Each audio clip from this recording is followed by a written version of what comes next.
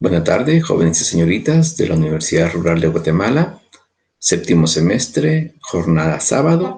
Vamos a iniciar nuestro curso de Derecho Notarial 1. Vamos a continuar con esta preparación que tenemos. Ya hemos visto 2 clases. En la primera, pues, conocimos lo que son los principios fundamentales del derecho notarial. En la segunda, algo muy especial, que es la función notarial. Y hoy nos corresponde conocer los antecedentes históricos del derecho notarial. A algunos de ustedes no les va a gustar mucho la historia.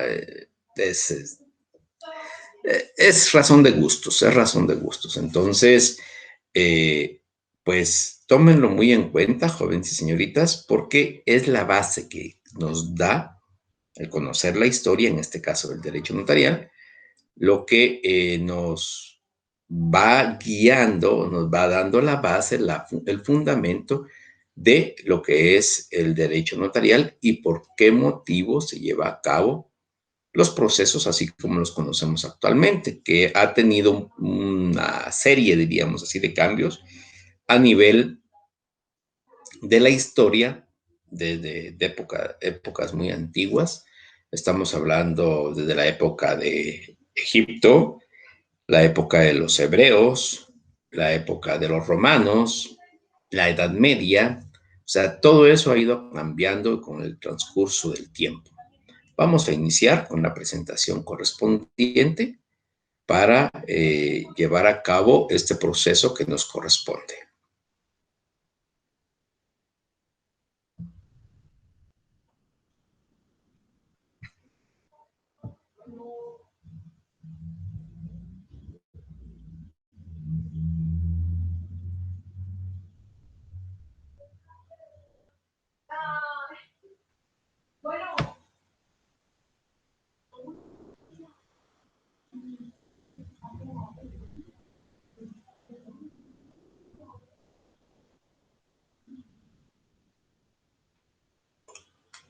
Muy bien, jóvenes y señoritas, ya está la presentación lista.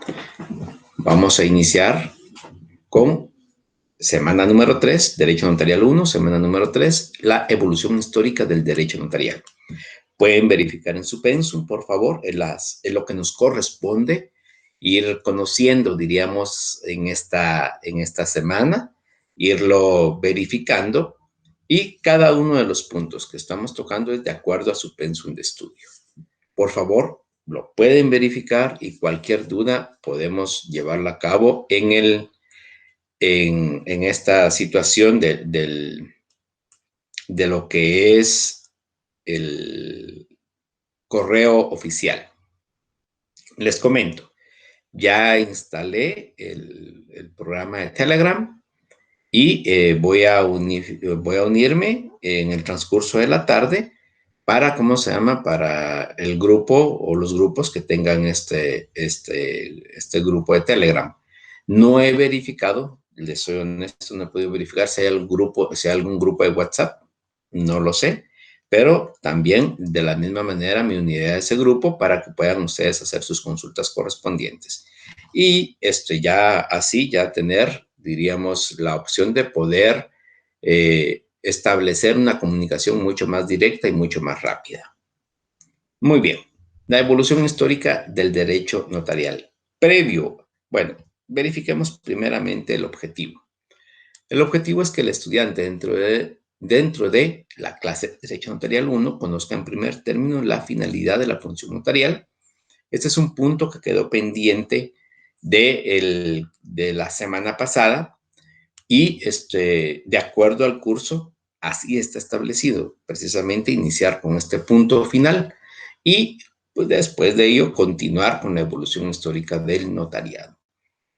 Para los que dice que no les gusta mucho la historia, pues va a ser un poquito complicado este día, porque definitivamente pues no es, diríamos así, algo muy agradable el conocer esta evolución histórica. Les comento, o sea, una de las partes fundamentales de nuestros cursos de derecho notarial, no solamente derecho notarial, sino que en el derecho civil, en el derecho laboral, en el derecho penal, inclusive no estoy seguro si dentro del pensum está un curso de historia del derecho, porque es muy importante conocer esa evolución histórica del derecho en general, pero sí es muy necesario verificarlo. Y en nuestro caso, pues definitivamente parte de este proceso, pues está esta clase el día de hoy sobre esta evolución histórica. Entonces, primero conoceremos estos últimos 3 puntos con los cuales finalizamos la función notarial y para que ustedes vayan verificando también que esto también entra en la clase, diríamos así, de la función notarial de la semana pasada. ¿Y cuáles son esta finalidad? ¿Cuál es la finalidad de la función notarial? Pues está, diríamos así, establecida en 3 puntos: seguridad, valor y permanencia. ¿Qué es cada una de ellas? Pues, ¿qué establece esa función notarial? Recuérdense que la función notarial, en modo simple, diríamos así, es el quehacer del notario.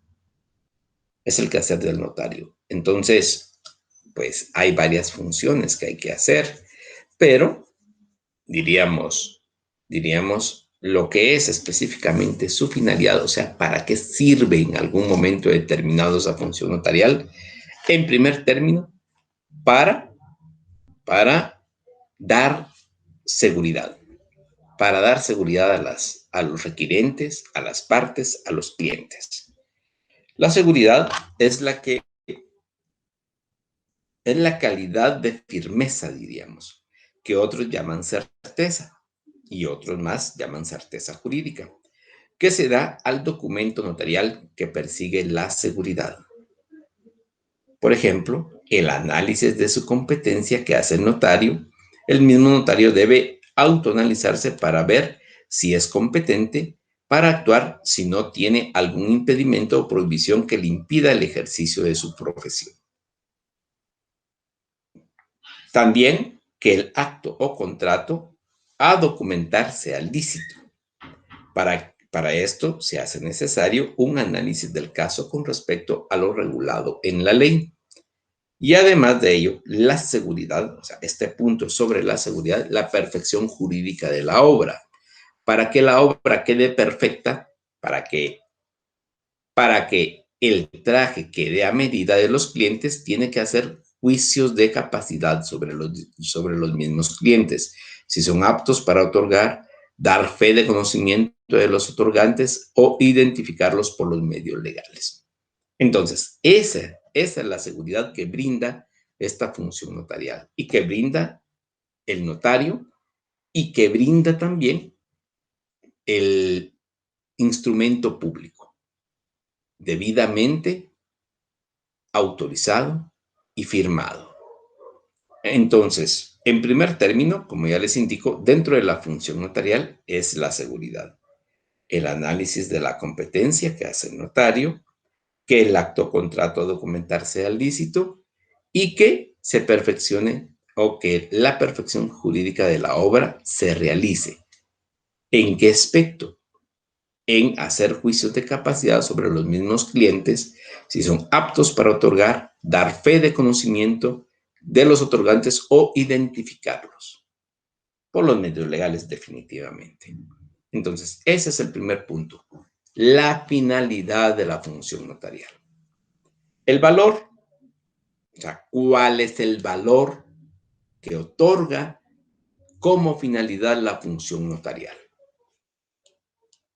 Según los autores, según los doctrinarios, es la utilidad, aptitud, fuerza, eficacia para producir efectos. O sea, por ejemplo, ya hemos dicho, la compraventa.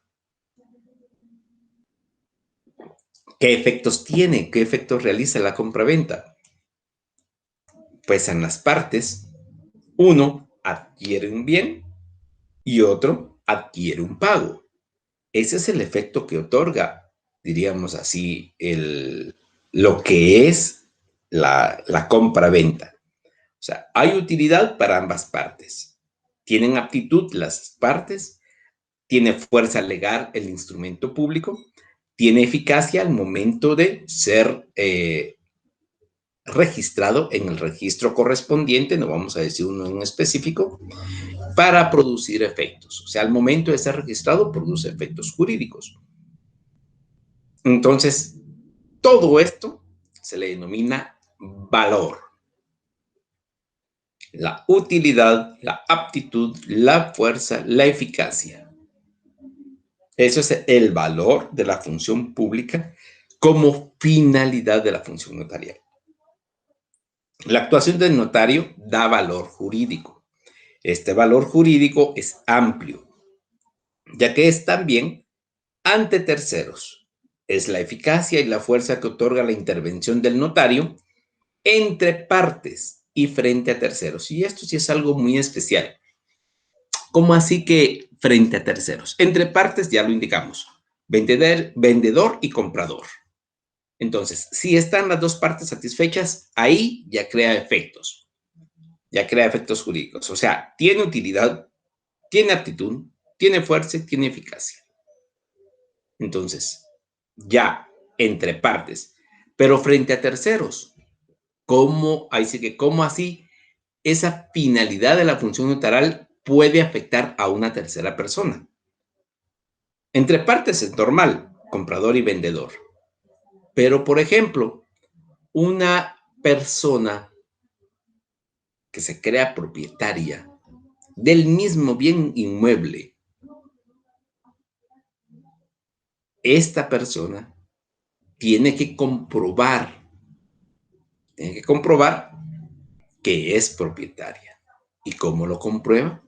A través del registro del primer testimonio de la escritura pública. Nuevamente, a través del registro del primer testimonio del instrumento público. Escritura e instrumento, podríamos decir, son sinónimos. Entonces, jóvenes, señoritas, esta es la finalidad de valor ante terceros. O sea, uno tiene que comprobarlo, ¿ok? De acuerdo. Si yo indico, mire, yo tengo un terrenito propongamos un departamento, Huehuetenango. Yo tengo un terrenito en Huehuetenango. Me lo heredaron mis abuelos. Y pues quiero construir ahí. Entonces, ¿cómo compruebo que yo soy el propietario? Ante una tercera persona. O sea, no estoy hablando que quiero, diríamos así, vender el terreno. Podría ser, pero propongamos ahorita ante una tercera persona que se crea propietaria. Es que mire, yo soy propietario de ese terreno, compruébemelo. Pero es que no tengo por qué comprobarlo. Vamos a citarnos ante un juzgado y tiene usted que comprobar que usted es el propietario porque yo tengo mi escritura pública. Pero yo también tengo una escritura. ¿Y de qué se trata esa escritura? Porque eso pasa muchas veces, jóvenes y señoritas, en nuestra función notarial. Es que mire, mi abuelito o mi abuelita me heredó en vida y me dijo, este terreno de acá, estas 3 caballerías son tuyas. Estas otras 3 son de tu hermano, estas otras 3 son de tu hermana, etcétera. Muy bien, perfecto. Si usted es propietario de estas 3 caballerías, ¿me puede traer el documento que firmó su abuelito o su abuelita? Es que fíjese que solamente me lo dijo, pero nunca hicimos un papel. Y su abuelita, ¿cómo comprueba usted que era la propietaria de ese terreno? Pues fíjese que no tenía ningún documento. Este documento nos lo dejó, por ejemplo, la municipalidad. Propongamos nuevamente de Huehuetenango. La municipalidad de Huehuetenango se lo dejó a mi tatarabuelo y mi tatarabuelo se lo dejó a mi bisabuelo, y mi bisabuelo se lo dejó a mi abuelo, que nos lo dejó a nosotros. Imagínense cómo está hilado la historia. Por eso mismo tiene que ver la historia. Entonces, al momento de establecer eso, ustedes tienen que proponer o establecer cuál es el documento base. Bueno, entonces existe, he tenido el gusto y el honor de ver documentos de 1950, de 1940, de 1920, escrituras, diríamos así, no son escrituras, son títulos.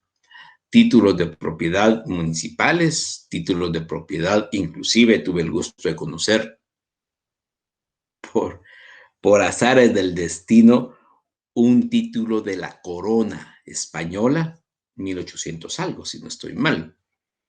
Entonces, jóvenes, señoritas, hay que establecer, por eso, seguridad y valor. Hay que establecer a través de documentos. Y si no se tienen, hay que hacerlos. ¿Cómo así? Pues sí, claro, o sea, no hay que falsificar nada. No, no, no. Ahí sí que por favor tomen muy en cuenta eso. No, se trata de que de conformidad con la ley, pues hacer, por ejemplo, una titulación supletoria. Es que mire, podrían decirlo, mire, es que mi abuelito tenía su escritura, pero en el terremoto del 76 desapareció la escritura.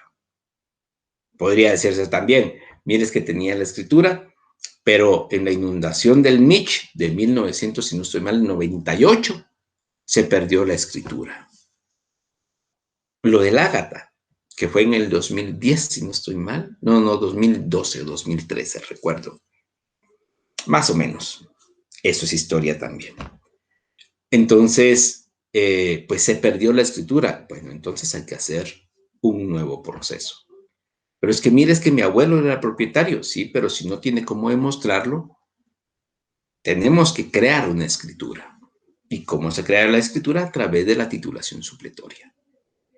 Y posteriormente, diríamos, ya se pueden hacer la desmembración correspondiente. Así. O inclusive realizar 3 procesos de titulación supletoria. Eso queda mejor para el notario debido a sus honorarios. Y ya sacar la escritura para cada uno. Si no hay ninguna persona que establezca que sea el propietario de esos, por ejemplo, esas 9 caballerías, solamente es un decir, entonces sí se puede hacer. Eso es valor. O sea, el valor jurídico es amplio, ya que es también ante terceros. Es la eficacia y fuerza que otorga la intervención del notario entre partes y frente a terceros. Y la permanencia, otra finalidad de la función notarial. Pues esta se relaciona con el factor tiempo. El documento notarial nace para proyectarse hacia el futuro. Luis Carral y de Teresa establece que el documento privado es perecedero y se deteriora fácilmente, se extravía, se destruye con más facilidad y por lo tanto es inseguro. En cambio, el documento notarial es permanente e indeleble, o sea que tiende a no sufrir mudanza alguna. Mueren las partes, muere el notario, pero el documento perdura. Esto ya más o menos habíamos dicho algo. Entonces, como parte de esta función notarial, pues es conveniente conocer esto y establecerlo, la permanencia en el tiempo. Y eso es lo que vamos a hacer ver en este momento a través de lo que es la historia del derecho notarial. ¿Por qué razón? Porque así nos percatamos y voy a tratar diríamos, de tomar en cuenta el tiempo para poderles dar una generalidad total de esta historia que tenemos.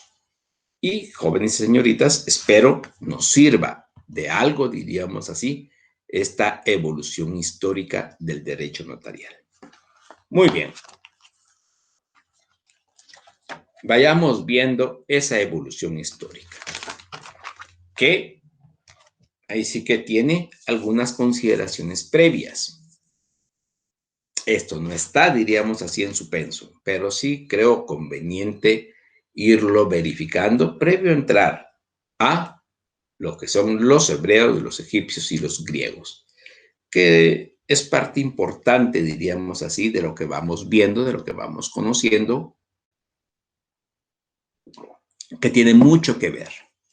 Pero también es oportuno hablar de cuál puede ser el origen de la palabra notario. Se dice que los notari eran los que utilizaban las notas tironianas. Notas tironianas. Las llamadas notas tironianas eran caracteres abreviados, los cuales constituían una especie de escritura taquigráfica. Para las señoritas que hayan estudiado secretariado, saben de lo que estoy hablando de notas o escritura taquigráfica. La mayoría de varones pues no conoce esta situación porque no estudió taquigrafía, pero eso no quiere decir que sea un término desconocido en su totalidad. Bueno, entonces, una especie de escritura taquigráfica que estuvo en uso en la antigua Roma y en la Edad Media. Según un historiador que se denomina Suetonio, el primer sistema de abreviaturas fue inventado por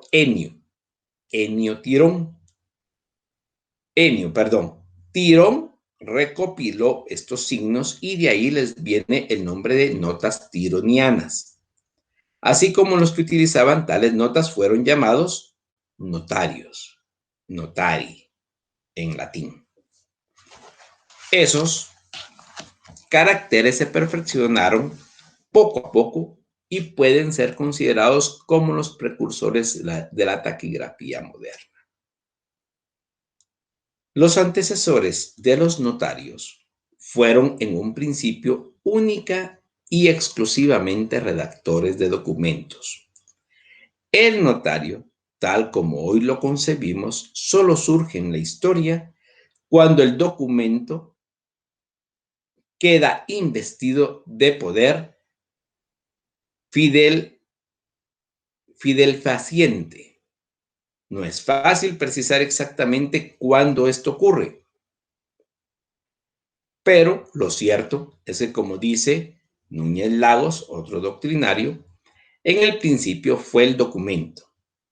Olvidarlo es no advertir que el documento creó al notario, aunque hoy el notario haga el documento. O sea, primeramente, podríamos decirlo así, para establecer la función del notario en la historia, primero fue creado el documento. Es cierto, fue creado por alguien, pero alguien que no se denominaba notario, que no era notario.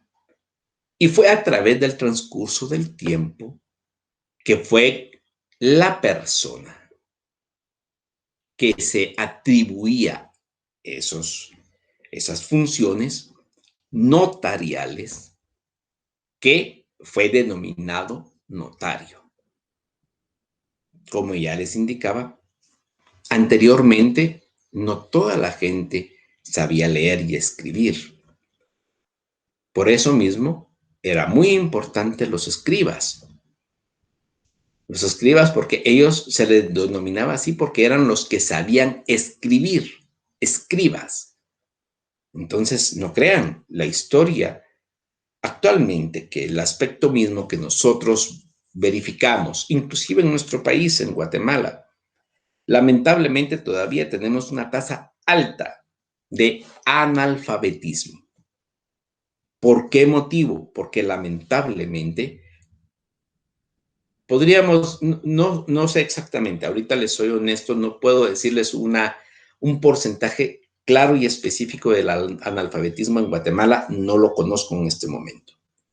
Pero sí les podría decir que lamentablemente tal vez un 20% de los guatemaltecos, espero que menos, anteriormente estaba en un 35-40% de los guatemaltecos, pero he visto en esta evolución que mucha gente se ha ido preparando poco a poco y que pues actualmente ya los padres pues quieren que sus hijos sean mejor que uno. O sea, normalmente ustedes, jóvenes y señoritas, que algunos son padres o tal vez la mayoría, saben muy bien que sus hijos tienen que ser mejor que ustedes. Si ustedes son bomberos, policías, peritos, secretarias, y que ya se están preparando en la universidad para ser abogados y notarios, abogadas y notarias, pues definitivamente ustedes quieren que sus hijos mínimo lleguen a ser abogados y notarios o que sean superior a ustedes. Pues de la misma manera, los padres que estudiaron sexto grado, pues quieren que sus hijos llegaran a tercero básico y después a una carrera de educación media. Estamos hablando de profesorados o profesor, maestros, peritos, secretarias, bachilleres y posteriormente ya una carrera universitaria. Pues si todos eran ya universitarios, pues quieren que sus hijos sean más. Exactamente así, exactamente así.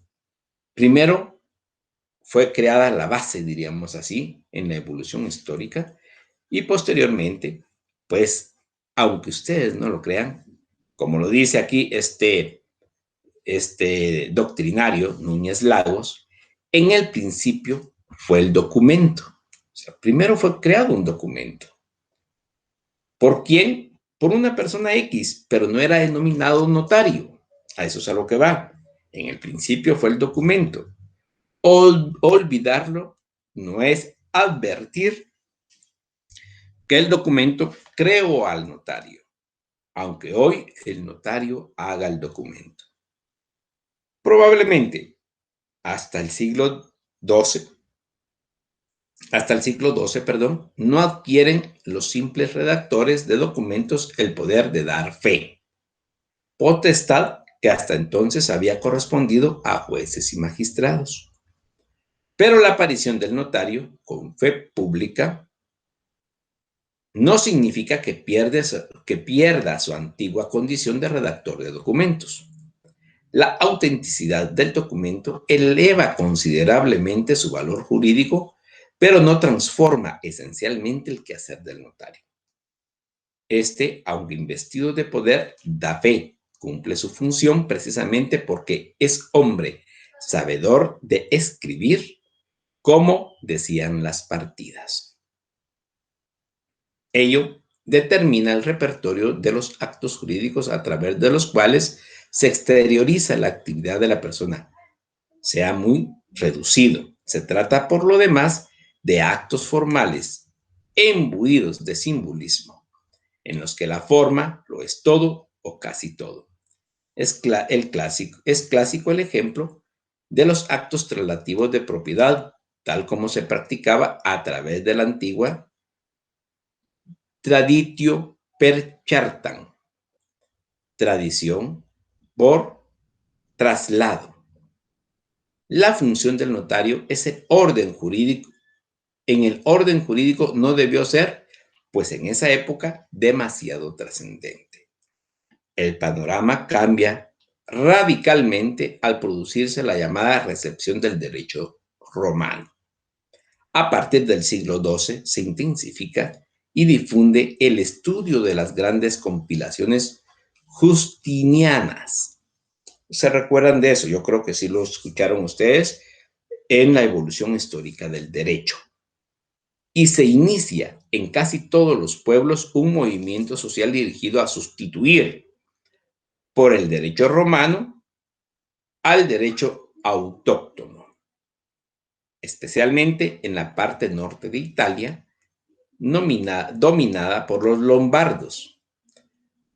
Triunfó el derecho romano antes que en los demás países europeos, pero en todos ellos aquel derecho fue considerado insensiblemente como ley común que completaba la legislación particular o estatutaria.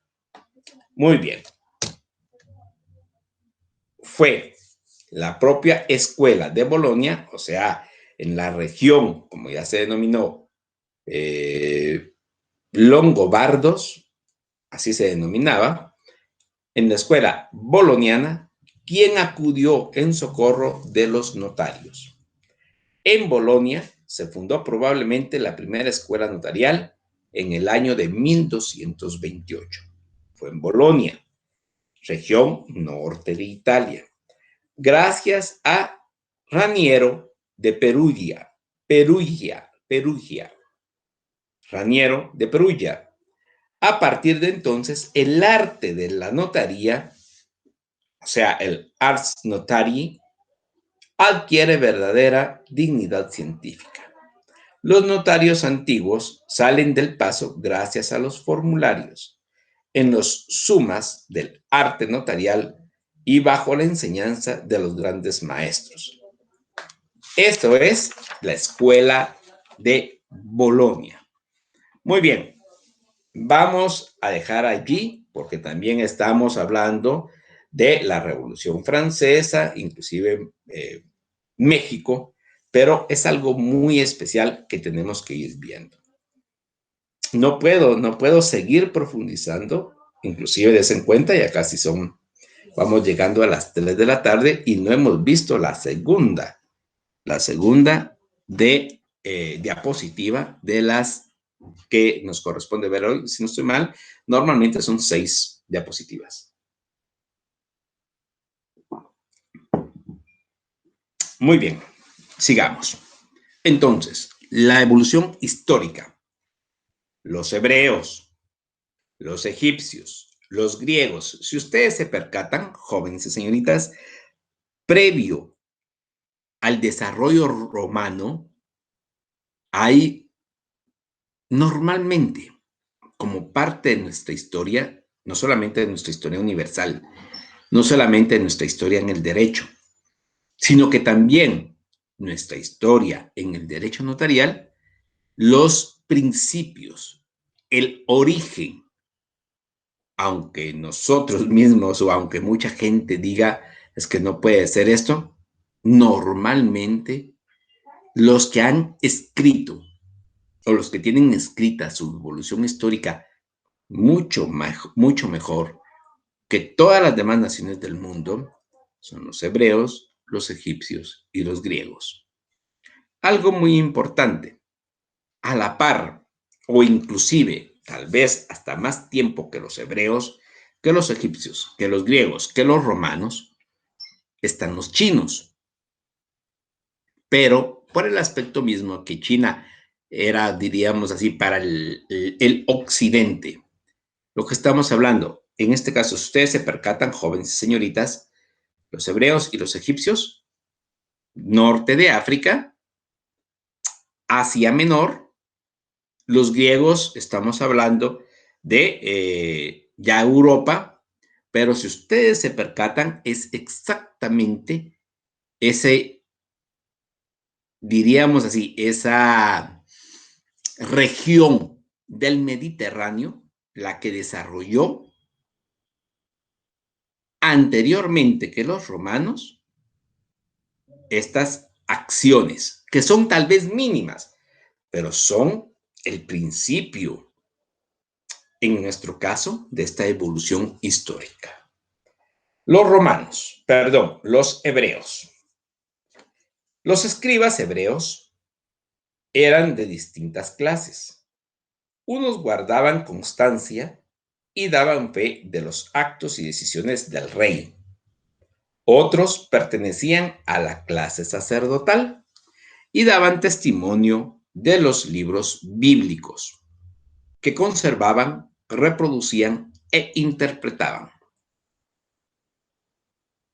También escribas del Estado, cuyas funciones consistían en actuar como secretarios del Consejo Estatal y colaboradores de los tribunales de justicia del Estado. También, además, diríamos así, había entre ellos otra clase de escribas, muchos más parecidos a los notarios actuales, los escribas del pueblo, que redactaban en forma apropiada los contratos privados. La fehaciencia, o sea, el dar fe, la fehaciencia, solamente se lograba mediante la fijación del sello del superior jerárquico del escriba, pues no estaba delegada en la fe pública, sino reservada al primero, o sea, al jefe, al superior jerárquico del escriba.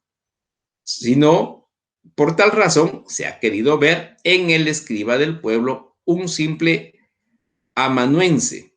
Sin embargo, el sello del escriba también era necesario, aunque no bastaba.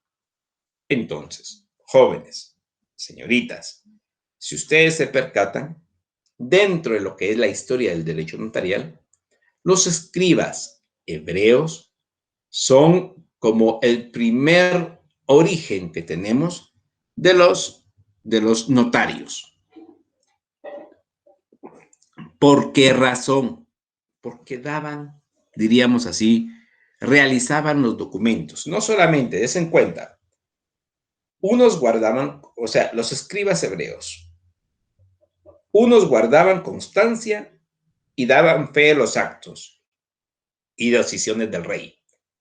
O sea, guardaban constancia de lo que el rey estaba proclamando, diríamos así. Otros pertenecían a la clase sacerdotal y daban testimonio de los libros bíblicos. O sea, es cierto, esta no es una clase de Biblia, pero era parte de su función el aspecto mismo que ellos guardaban estas notas bíblicas.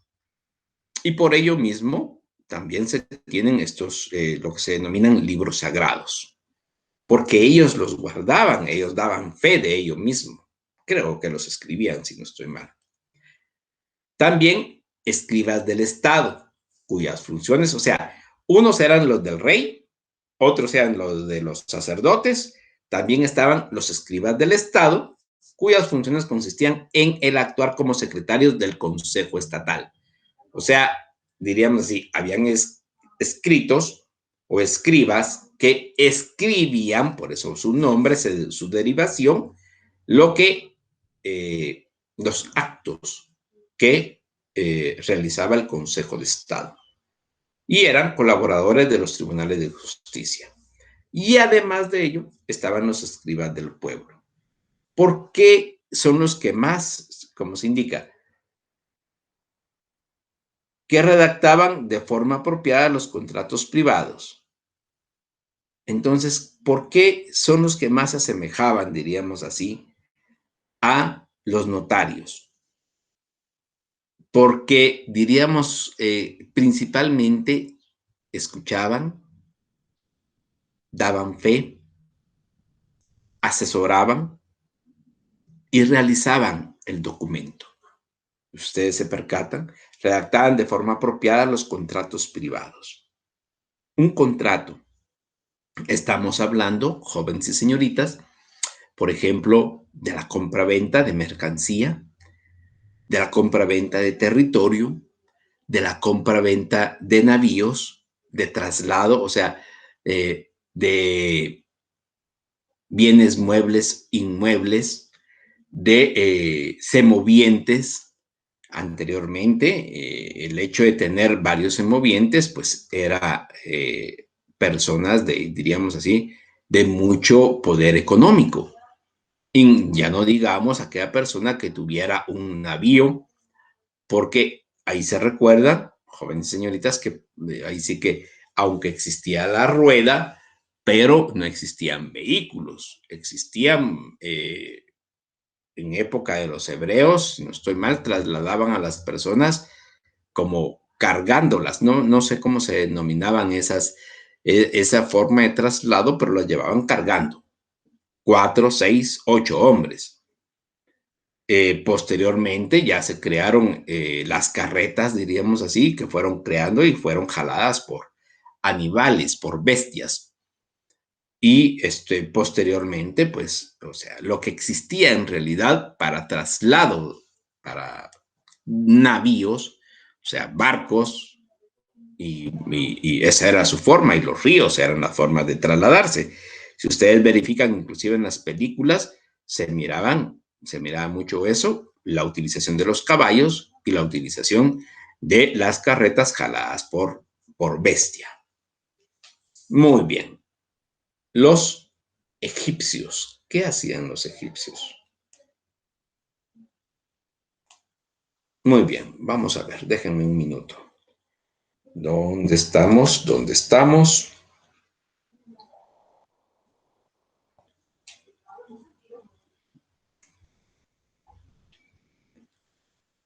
También se recuerdan, y esto es algo que está dentro de la historia también, el aspecto que los egipcios tenían aún normalmente, también le denominaban escriba, el aspecto de que él tomaba las notas del rey, los decretos del rey, en este caso no denominado rey, ya recuerdo muy bien, denominado faraón. Faraón, que era el rey de Egipto.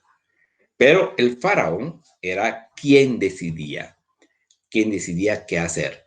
Pero tomen en cuenta algo muy importante. Lo que es la escritura hebrea es distinta a la escritura egipcia. Pueden verificar en varios escritos egipcios, y si ustedes se percatan, jóvenes y señoritas, era más como tipo, podríamos decir, dibujo, no letra. Los hebreos sí tenían más letra que dibujo.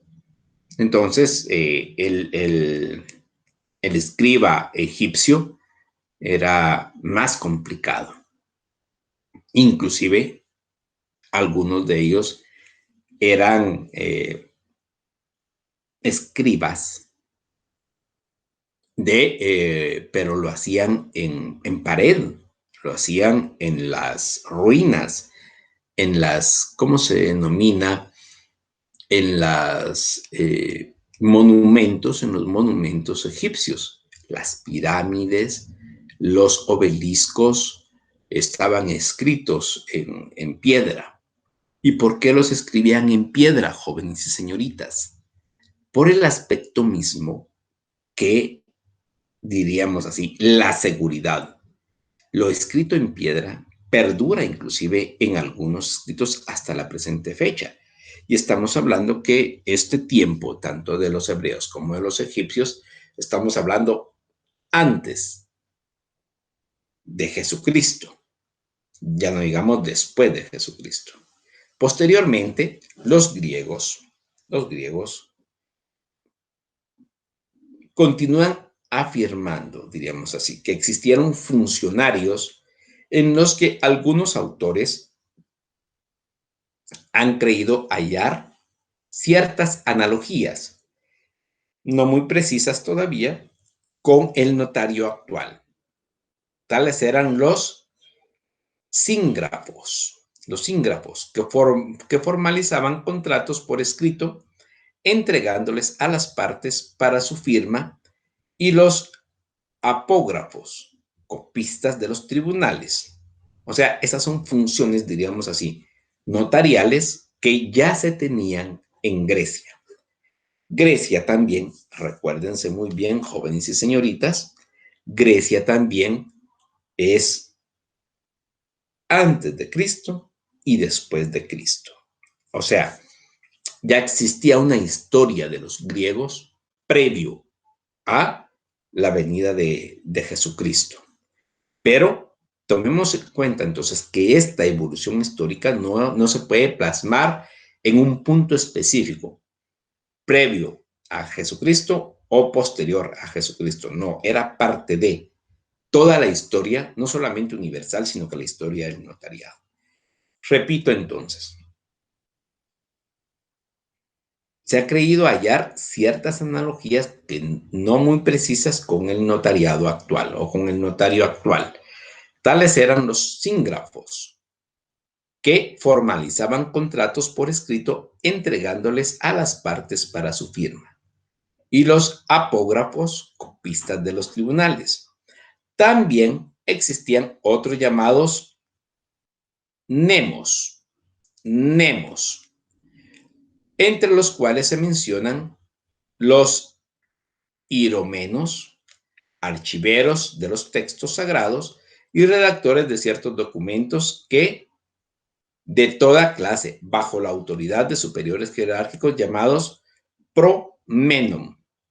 Promenon. Entonces, jóvenes y señoritas, pues es parte de lo que ya existía. Muy bien, vamos a continuar. Aquí entramos, diríamos así, como cuando se conoce el Ius Civile en Roma, hay un apartado específico de, disculpen, de Roma en lo que denominamos el derecho notarial, la evolución histórica del derecho notarial. Porque existen inclusive varios, ustedes los percatan en esta diapositiva, los escriba, o sea, los escribanos, diríamos así, los litigantes y testigos, los chartulari, los tabulari, los tabelio.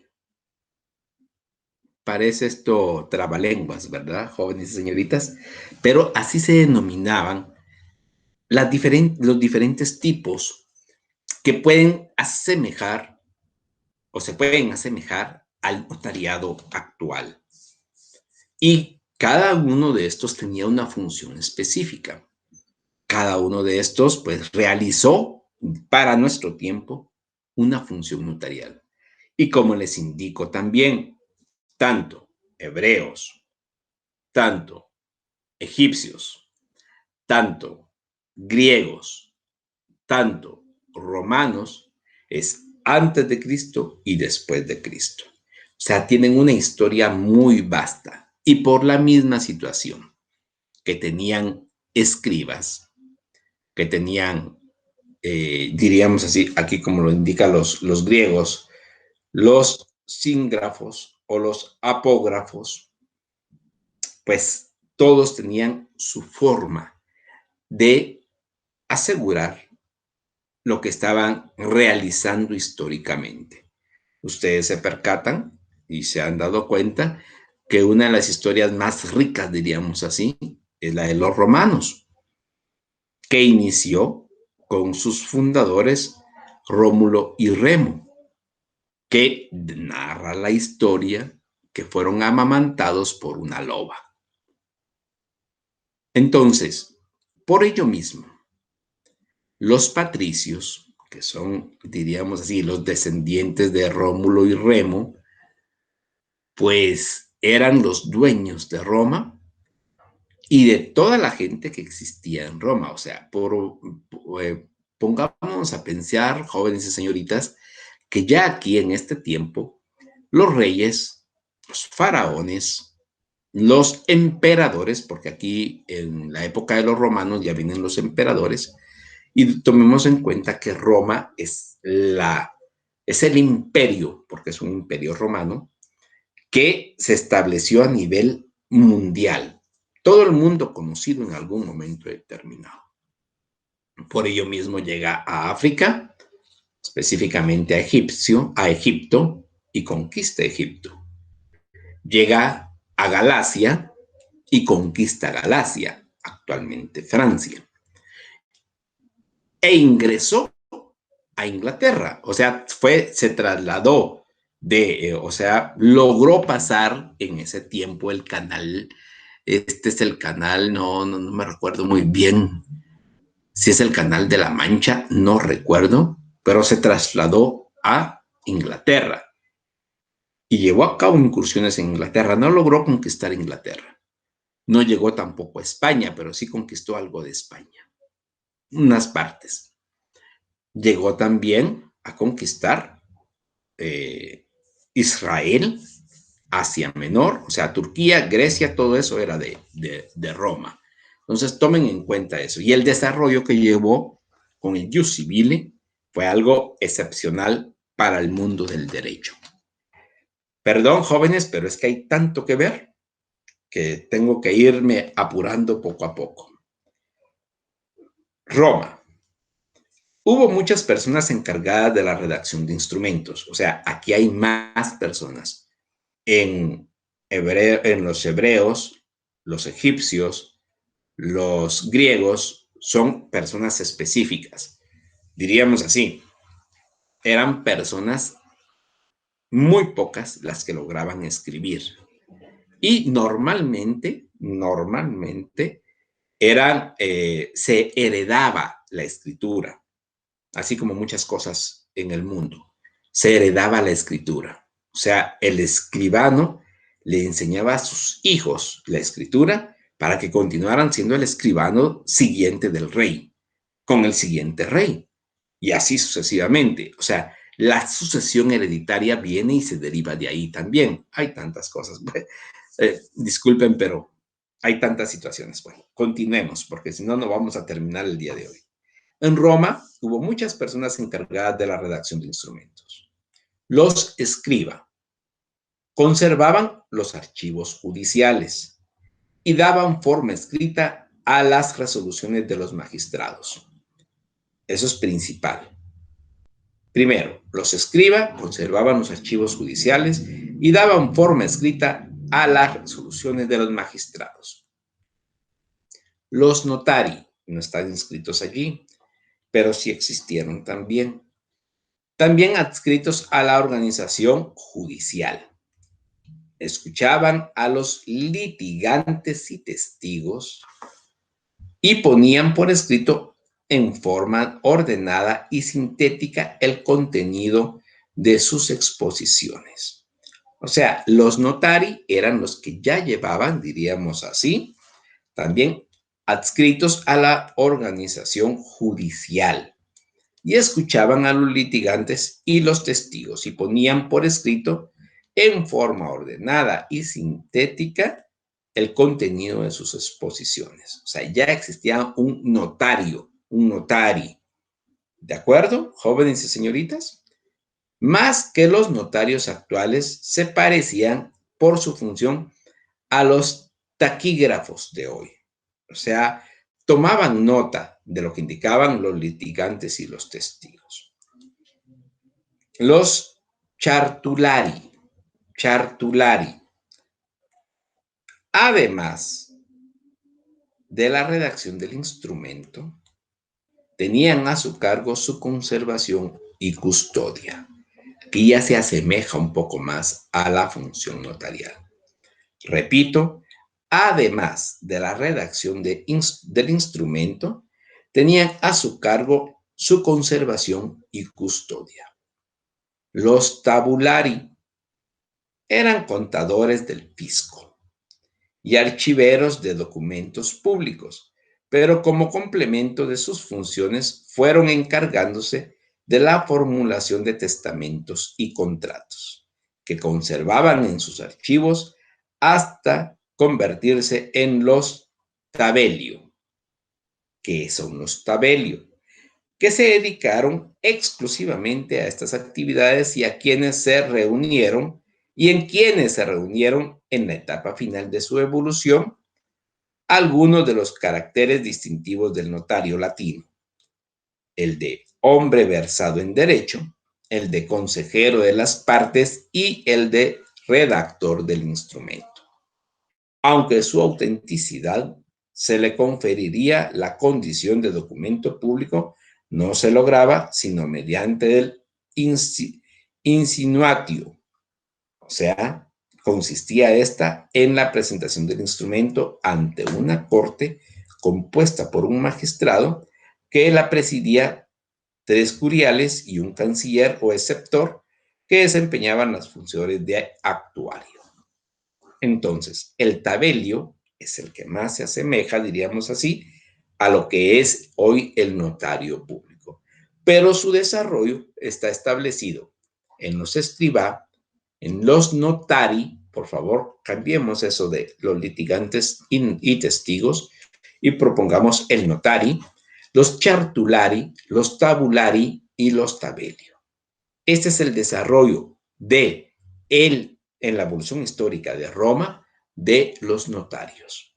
Que todos tenían una, si ustedes se percatan, todos tenían una relación con el notariado actual. Pero es el que más se asemeja, el último de ellos, los tabelio. Muy bien, jóvenes y señoritas. Continuemos. La Edad Media. El notario feudal y el notario eclesiástico. Muy bien. Primero, tenemos que tomar en cuenta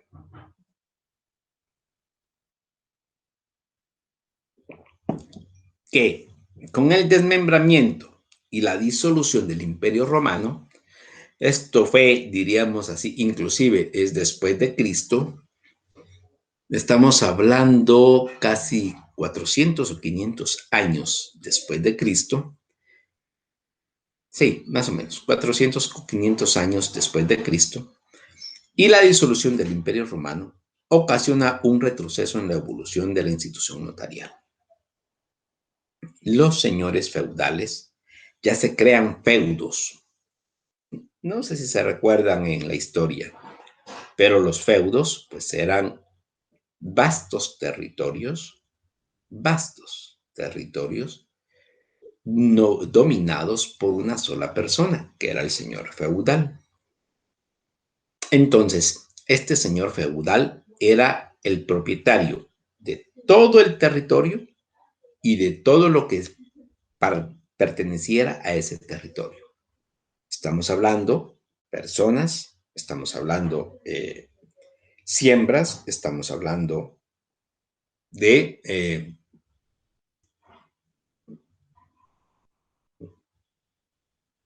todo lo que, ahí sí que, vamos a ver, personas, siembras, ¿cómo se llama? Minerales, hierro, todo lo que existiera en el territorio. O sea, era propietario una sola persona, que era el señor feudal. Entonces, los señores feudales se atribuyen el dominio directo de todas las tierras y de todos sus vasallos, y todos sus vasallos le deben obediencia. Como en principio todo le pertenece, el señor interviene por medio de delegados suyos en todos los contratos y testamentos. Este notario feudal, o sea, el delegado del señor feudal, tiene como fin primordial preservar los derechos del señor feudal y no el de servir a los intereses de las partes contratantes u otorgantes. Carece de la independencia de los tabeliones, de las postrimerías de Roma y del notario actual, pero tiene facultades fideafacientes. Repito, fideifacientes, o sea, de fe pública, jóvenes. No nos estamos complicando. Pero tiene facultades de fe pública, impartiendo autenticidad en los actos en que interviene. El notario eclesiástico. Se repite el ciclo evolutivo primitivo.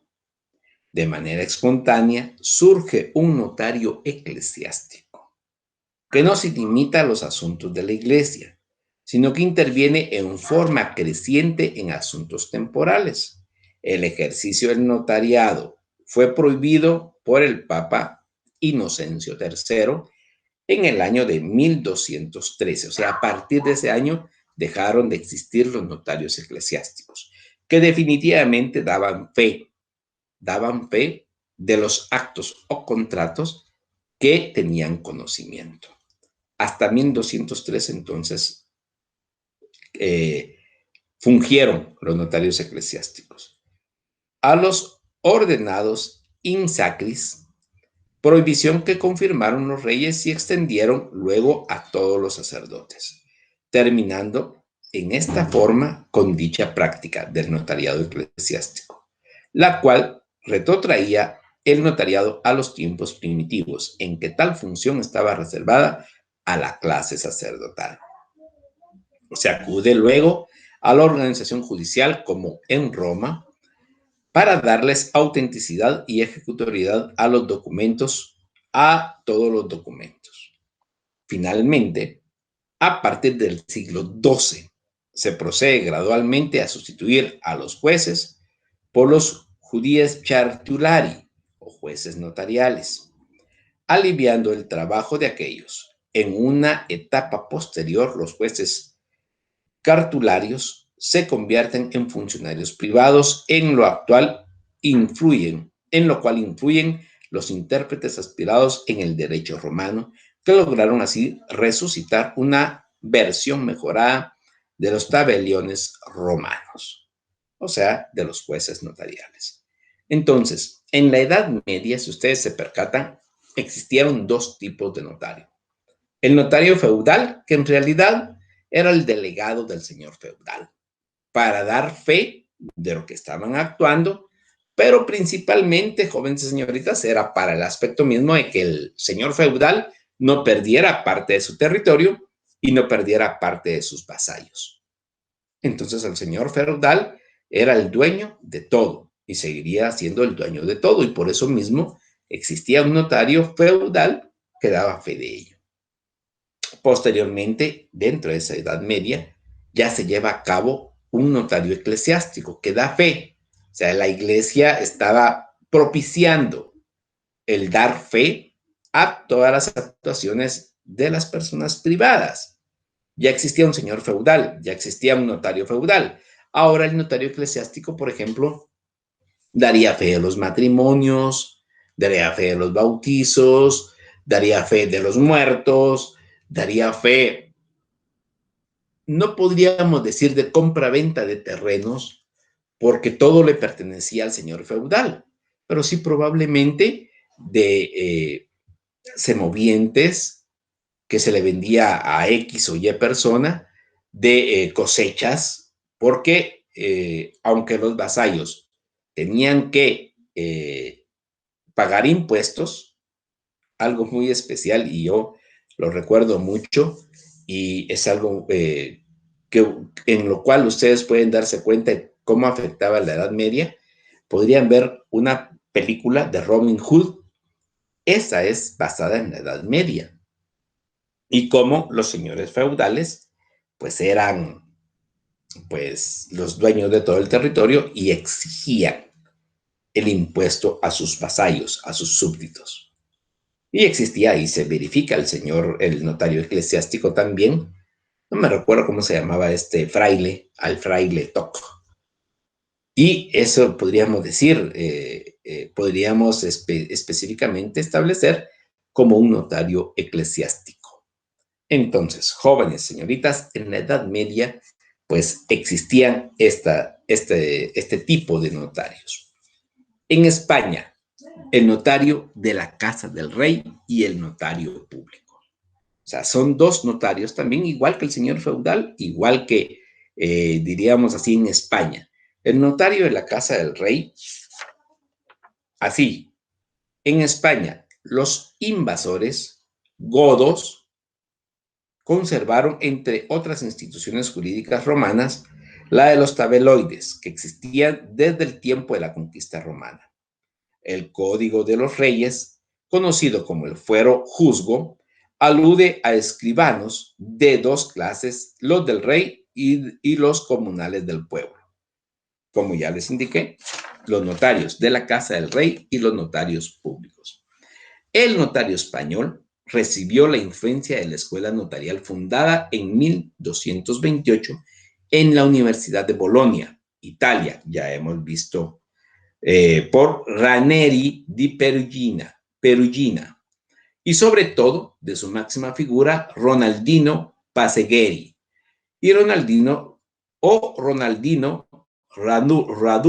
Rodulfo, autor del formulario notarial denominado Summa Artis Notari o Summa Artis Notari.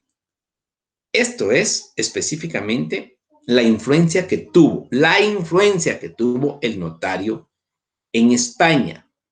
No necesariamente era la función española del notario, por favor, solo para dejar en claro esta situación. O sea, el notario español recibió la influencia de la escuela notarial fundada en 1228 en la Universidad de Bolonia, por quien, ya lo habíamos expresado anteriormente, Ranieri di Perugia, ¿Ok? Así quedemos. Las leyes de partida exigieron que los escribanos sean sabidores de escribir bien e entendidos del arte de la escribanía, habiendo dos clases de notarios, de la clase del rey y públicos, siendo estos últimos los que escriben las cartas de las benditas e de las compras e pleitos e las posturas que los hombres ponen entre sí en las cibades o en las vidas. Disculpen, lo estoy indicando así porque así exactamente lo establece el castellano antiguo. Así está escrito. Podríamos traducirlo muy fácilmente. Escriben las cartas de las ventas y de las compras de los plebeyos y de los posturas que los hombres ponen entre sí entre las ciudades y las villas. Castellano actual. Entonces, tomemos eso en cuenta, por favor, jóvenes y señoritas. Al final de la Edad Media, casi en los inicios del Renacimiento, se robustece la actuación notarial, considerándola como una función pública. Se producen reformas importantes, como la sustitución de una breve nota o minuta en el protocolo por el instrumento matriz y la organización corporativa de los notarios. Al lograrse la unificación de la función notarial en los inicios del siglo XIX, la institución del notariado se consolida plenamente. La famosa ley francesa promulgada en el mes de Ventoso del año 11, actualmente, de acuerdo a esa fecha, 16 de marzo de 1803, influye decisivamente en las leyes notariales de España y de la América española y establece en líneas generales el régimen notarial latino de la actualidad. O sea, ¿cuándo se funda el notariado latino en la actualidad? Ventoso del año 11. En el calendario gregoriano, que es el que estamos utilizando actualmente, 16 de marzo de 1803. Influye, se denomina ley francesa, influye decisivamente en las leyes notariales de España y de la América española y establece en líneas generales el régimen notarial latino actual. Muy bien, eso es Edad Media. Entremos ya a América. Ya solamente falta América y, diríamos así, Guatemala. Pero esto lo vamos a ver rápidamente. Ya son 15 y 25, solamente tengo 20 minutos para poderlo concluir. Entonces, denme 10 minutos para América y 5 minutos para Guatemala. Así rápidamente. Muy bien. América.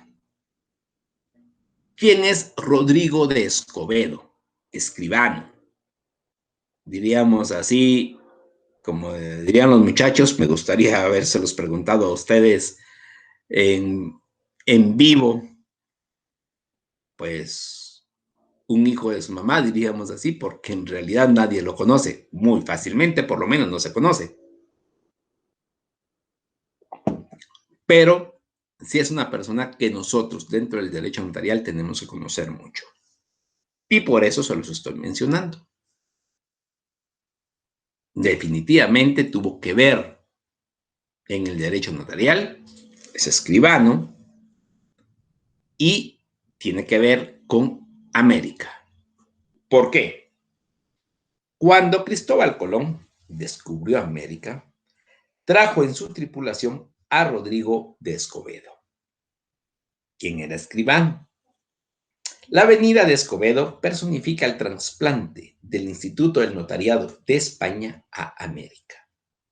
De ese momento en adelante habrían de marchar juntos, habrían de marchar unidos, tomando una trinidad indisoluble: la espada del conquistador, la cruz de la religión y la pluma del escribano.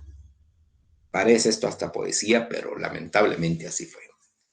La espada del conquistador, la cruz de la religión y la pluma del escribano. Los antecedentes de la legislación americana deben buscarse en las leyes castellanas de entonces. No obstante, se promulgó una legislación especial para América, conocida como Leyes de Indias.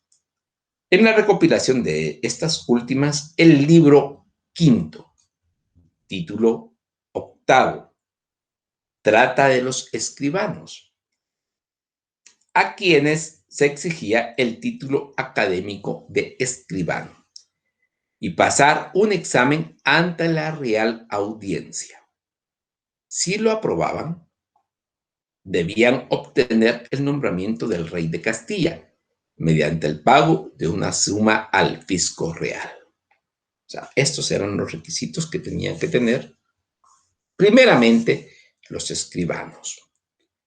El escribano, el primer escribano, diríamos así, el primer escribano que vino a América es don Rodrigo de Escobedo, que lo trajo Cristóbal Colón. Por lo tanto, era normal que viniera a América. Entonces, esto significa el traslado de lo que en la Edad Media llevaba a cabo España y lo que corresponde a América. O sea, se trasladó así totalmente todo lo que tenían los españoles con los, diríamos así, el notario español que recibió la influencia de la escuela notarial fundada en 1228 en la Universidad de Bolonia, se trasladó totalmente, diríamos así, el aspecto, si ustedes se percatan, ahí sí que el descubrimiento de América fue mucho antes, 1594, si no estoy mal. Vamos a ver. Sí, 1500, llevamos 500 años. 500 años del descubrimiento, 2000, sí es cierto, 1594. Entonces, esto fue, diríamos así, desde 1594 acá vino don Rodrigo de Escobedo. En 1228 se inició, diríamos así, la escuela de la Universidad de Bolonia en Italia. Fue trasladado a América a través del 1500, del descubrimiento de América. Y posteriormente, si ustedes se percatan, jóvenes y señoritas, hasta 1803 se establece en Francia lo que es el notariado latino. Entonces, todavía no existía, si ustedes se percatan, la independencia de América, 1821. O sea, de 1594, 1596, no recuerdo muy bien, disculpen. No tengo muy claro esas fechas del descubrimiento de América, por lo menos ahorita. De 1594 a 1821, todo ese tiempo estuvo lo que es España influyendo 100% en América. Ya existieron estas leyes de Indias que establecían los requisitos. Tomemos esto en cuenta. Libro quinto, título octavo de los requisitos para ser escribano. O sea, primero tenían que tener el título académico de escribano y pasar un examen ante la Real Audiencia. Cuidado con esto. Una de las primeras universidades de América, que fue previo a la independencia, vamos a ver, si no estoy mal, 350 años tiene nuestra Universidad de San Carlos. 350. Y tenemos 200 años de haber sido independizados, por lo tanto 150 años aproximadamente estuvieron con relación directa entre, por ejemplo, las colonias de América y la corona española. Estas leyes de India se conocieron acá. Los estudiantes de las universidades, porque fueron 3 universidades las creadas desde esa época, estoy hablando de la Universidad de la UNAM de México, la Universidad Nacional de México, la Universidad Nacional de Guatemala, y si no estoy mal, no recuerdo muy bien, pero si no estoy mal, fue en Perú o en Colombia donde se creó esa tercera universidad. Pero eran 3 universidades que tuvieron esa relación, o sea, ya existía acá la Academia de Escribano y pasaron examen ante la Real Audiencia Española. Por cierto, no podían hacerlo, diríamos así, vía internet como lo estamos haciendo ahora nosotros. Tenían que trasladarse a España, pasar su prueba allá a la Real Audiencia Española y retornar, si tenían económicamente las posibilidades, porque el nombramiento, o sea, si lo aprobaban, debían obtener el nombramiento del rey de Castilla mediante el pago de una suma al fisco. Entonces, no era tan fácil tampoco, jóvenes y señoritas, el obtener el título de escribano. Los escribanos guardaban un registro de escrituras, autos e informaciones y demás instrumentos públicos. Estos registros pasaban a los escribanos sucesores, consagrándose el principio de que los protocolos son propiedad estatal y no pertenencia privada de los escribanos. Se prohibía el uso de abreviaturas, la escritura de cantidades se hacía en letras y se exigía redactar el documento con minuciosidad, usando obligatoriamente papel sellado. Es algo muy importante esto. Entre las más importantes se pueden mencionar, diríamos así, que regulaba que no se usaran los oficios de escribanos públicos, sino los nombrados por el rey. Y que reguló que todos los escribanos de Cámara de Gobernación, cabildos públicos y reales, minas y registros sean examinados y obtengan el fiat y la notaría. Aquí ya este título quinto libro quinto, el título octavo de la Ley de Indias, regulaba a los escribanos de Cámara de Gobernación, cabildos públicos y reales, minas y registros. ¿Qué eran estos? Escribanos de cada uno de su tipo. Así como los romanos, así también en América existieron. Escribanos de Cámara, escribanos de Gobernación, escribanos de cabildos, escribanos públicos y reales, escribanos de minas y escribanos de registros. Eso es lo que estableció, diríamos así, este título octavo. Vamos a dejarlo ahí. No puedo continuar profundizando un poco más. Pero también ya existía, si ustedes se percatan, ya existía el aspecto mismo de el protocolo notarial y la prohibición de uso de abreviaturas, los testigos y aranceles. Esto es parte, diríamos así, de lo que se establece actualmente en el Código de Notariado. En el artículo 2 establece, entre otros,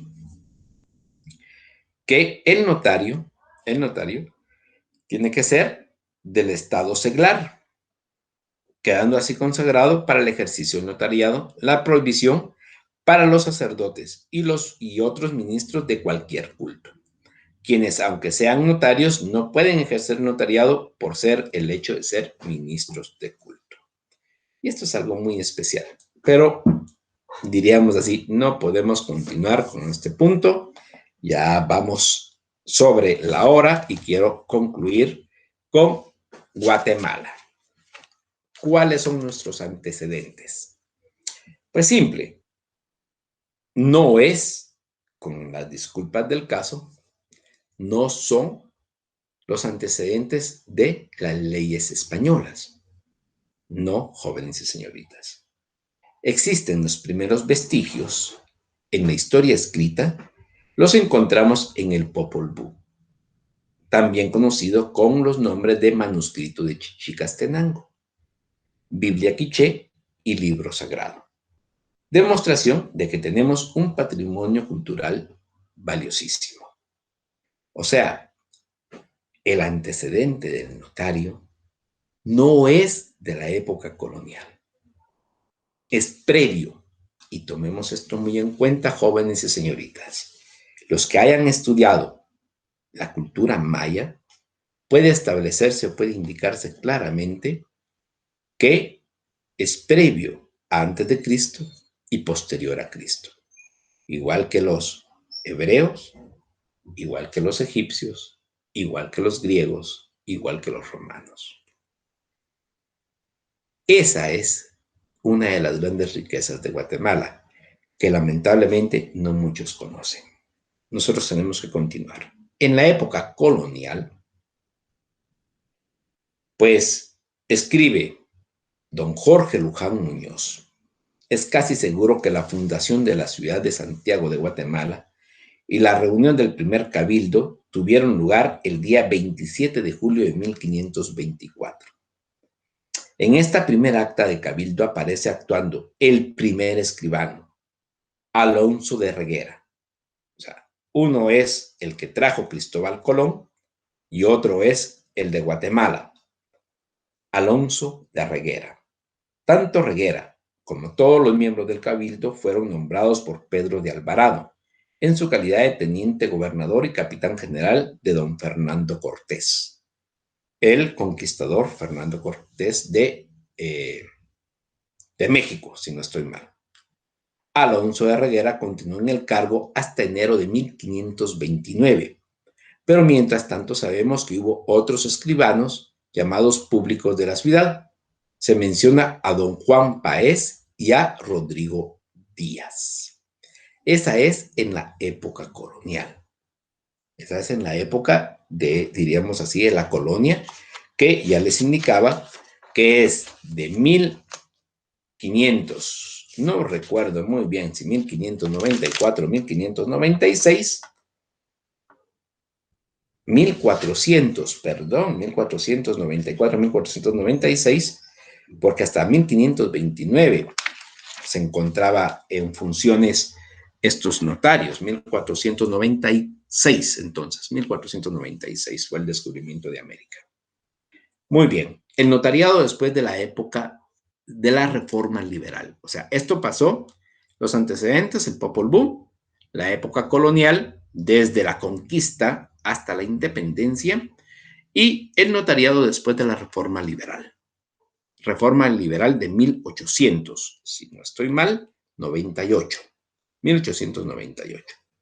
Óscar Salas, otro doctrinario que ya hemos escuchado en su momento, expone que entre las reformas que trajo el espíritu liberal, el presidente Justo Rufino Barrios dio a Guatemala una ley del notariado, junto a un código civil, uno de procedimientos civiles y una ley general de instrucción pública, todos de avanzada para la época. La ley del 7 de junio de 1877 y la ley y la del 21 de mayo del mismo año hicieron del notariado una carrera universitaria. Se dispuso que no podía pedirse al rector de la Universidad de San Carlos el señalamiento de día para el examen general previo a la licenciatura del notariado, sin acompañar el expediente en que se constara que se habían llenado los requisitos legales, condiciones morales y fianza. Por primera vez se le denominaban notarios. Desde 1877 se han denominado notarios en Guatemala. Esa es la riqueza, diríamos así, de la reforma liberal. Hay otros puntos más que pueden ustedes profundizar, inclusive en la época colonial, es muy bonito, pero nosotros no tenemos tanto tiempo para poderlo verificar. El notariado después de la Revolución de 1944, pues se establece la colegiación oficial obligatoria para el ejercicio de todas las profesiones universitarias. Se crea el Colegio de Abogados de Guatemala, integrado también por todos los notarios del país.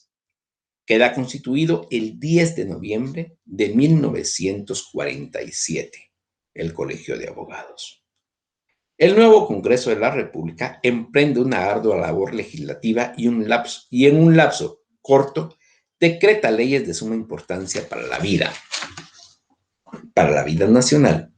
Entre estas nos interesa destacar dos que están indisolublemente unidas a nuestro trabajo: el Código de Notariado y la Ley de Colegiación Oficial Obligatoria para el ejercicio de las profesiones universitarias.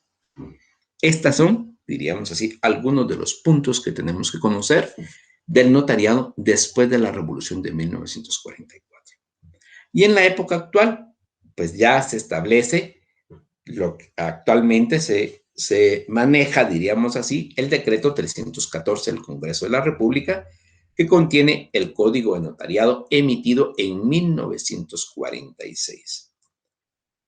Entre otros, se han reformado en varias oportunidades a través de, se pueden mencionar, el decreto ley 172, relativa al ejercicio del notariado, ya incorporado en el artículo 5 del Código, el decreto 38-74 del Congreso de la República con respecto a las sanciones incorporada en el artículo 100 del Código, el decreto ley 113-83 relativa a la inspección de protocolos incorporada en los artículos 84 y 86 del Código de Notariado, y el decreto ley 35-84 relativa a los testimonios especiales incorporados a los artículos 4 y 37 del Código de Notariado.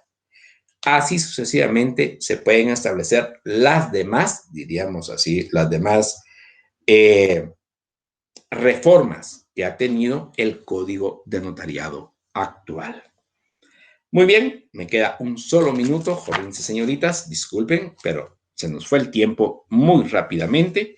Vamos a dar las preguntas de esta tercera semana. Pregunta número 1. ¿Es una finalidad de la función pública notarial? 2. En la época de los hebreos es una función de los escribas. 3. En la época de los romanos es una persona encargada de la redacción de instrumentos. 4. ¿Cuál es la ley que se promulgó para América que establecía las leyes de los escribanos? 5. Es una etapa del derecho notarial en Guatemala. Jóvenes, señoritas, les agradezco mucho la atención prestada a esta clase. Espero no haberlos aburrido tanto, diríamos, en esta clase el día de hoy. Es pues el tiempo específico, nos llevamos la hora 30 minutos. Disculpen ustedes, la próxima semana espero ya poderles compartir y poder establecer, diríamos así, esa fórmula de poder tener preguntas y respuestas antes de terminar el curso. Agradezco mucho la atención prestada. Este es su curso. Muy buena tarde.